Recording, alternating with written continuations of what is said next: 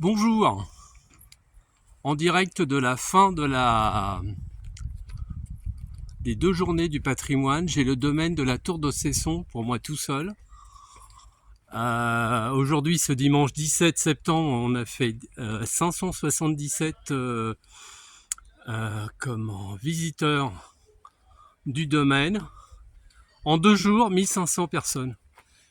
Et c'est génial, donc je vais vous faire un petit aperçu en 2 à 3 minutes de ce parc de la Tour de Cesson dans la baie de Saint-Brieuc, qui fait 11 hectares avec des essences d'arbres qui viennent du monde entier.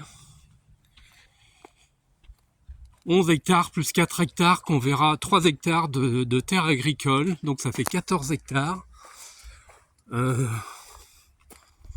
Ce fut racheté par la ville de Saint-Brieuc en 2020.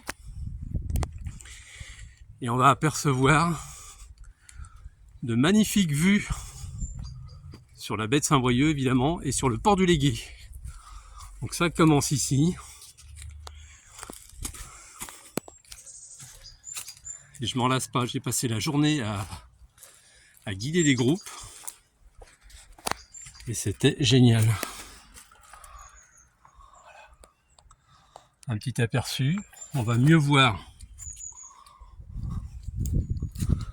la villa ou résidence secondaire qui a malheureusement brûlé en 2018 de Glébizouin, qui fut député puis ministre de la Défense nationale en 1870.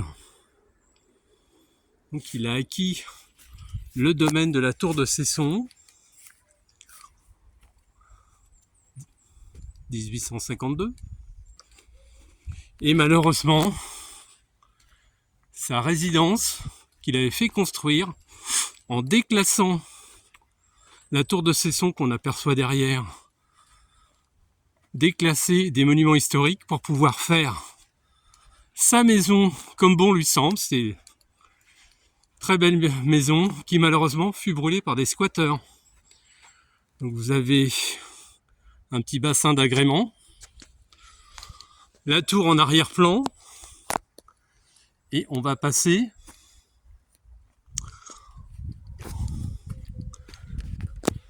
sur la façade principale.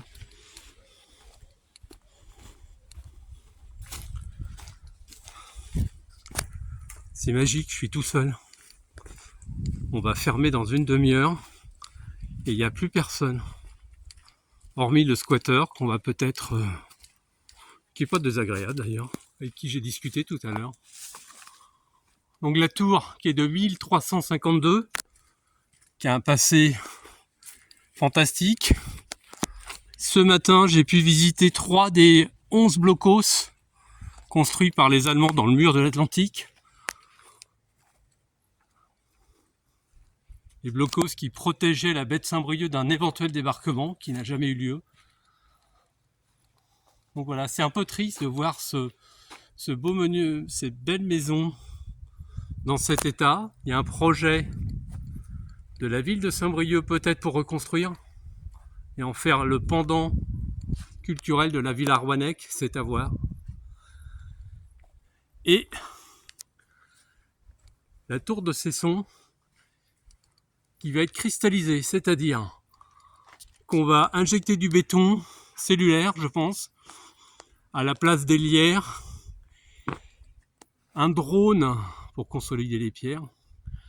Un drone a été déjà missionné pour faire des vues sur les arbres qui poussent tout en haut, à la cime.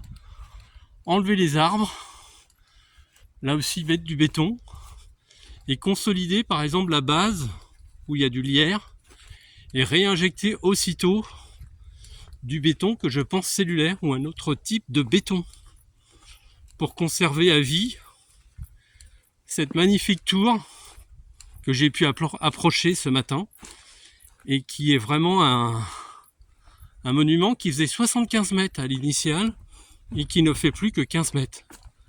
Mais c'est vraiment magnifique. Là, on va apercevoir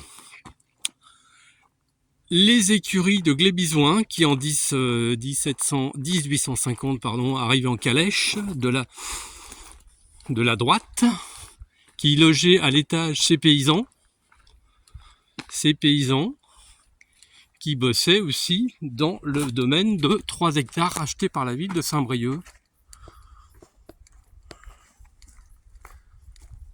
Et qui se trouve tout en bas.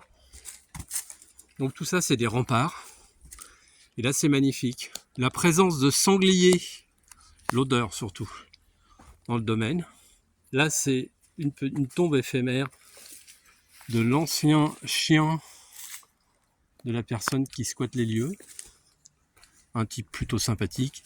La baie d'Ilion, au loin, et la plage du Valais. Voilà, avec le GR34 plus bas. Voilà. Allez, prenez soin de vous et surtout prenez soin des autres. Kenavo. C'était Jean-Paul Eugène à Saint-Brieuc sur la tour de Cesson.